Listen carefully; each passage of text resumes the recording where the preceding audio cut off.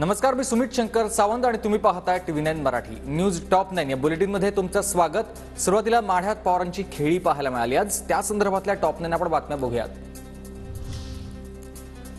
पश्चिम महाराष्ट्रात भाजपला मोठा झटका, धैर्यशील मोहितेंचा शरद पवार गटात प्रवेश। जयंत पाटलांच्या उपस्थितीत मोहितेंसह अनेक कार्यकर्त्यांचा पक्षप्रवेश संपन्न।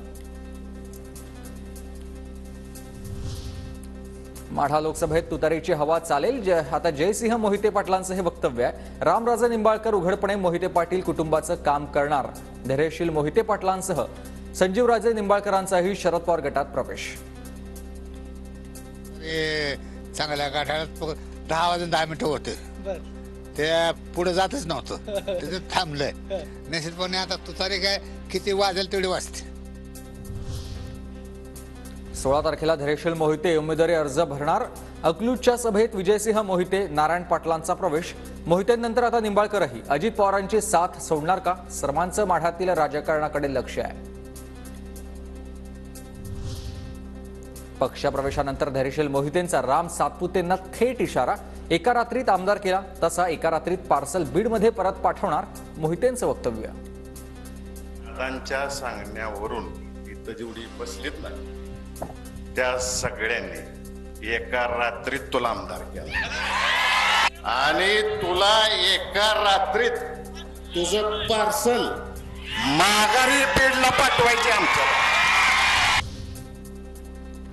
ज्यांना आपण निवडून दिलं त्यांनी माढा लोकसभा मतदारसंघाला मागे ठेवलं। माढ्याचे खासदार कधी संसदेत बोलले हे मी ऐकलं नाही।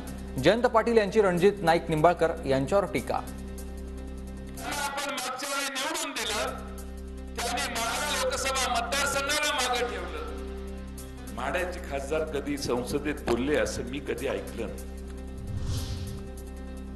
मोहिते पाटलांचा जनसंपर्क मोठा, याचा फायदा महाविकास आघाडीला होईल। धैर्यशील मोहिते पाटलांच्या प्रवेशावर शेकापचे नेते जयंत पाटलांची प्रतिक्रिया। सोलापुरात बदल झाल्यावर तो महाराष्ट्रात दिसतो असंही विधान।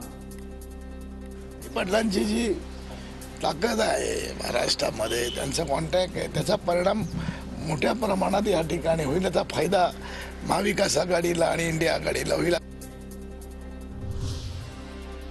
माढ्यात धैर्यशील मोहितेंना माळशिरसचे भाजपचे उत्तम जानकर समर्थन देण्याची शक्यता। केंद्रीय गृहमंत्री अमित शहा आणि उत्तम जानकर यांच्यात थेट आता भेट होणार आहे। जानकर उद्या सकाळी बारामतीमधून मुंबईकडे रवाना होतील। अहिल्यादेवी होळकरांचे वंशज भूषणसिंह होळकर शरद पवारांसोबत लवकरात लवकर शरद पवार गटात प्रवेश करणार। लोकसभा निवडणुकीत भूषणसिंह होळकर शरद पवार गटाचे स्टार प्रचारक असतील। माढ्यातील अभय जगतापांच्या बंडाची शरद पवारांकडून दखल। जयंत पाटलांकडून अभय जगतापांची समजूत काढण्याचा प्रयत्न। अपक्ष लढण्याचे अभय जगतापांनी दिले होते संकेत।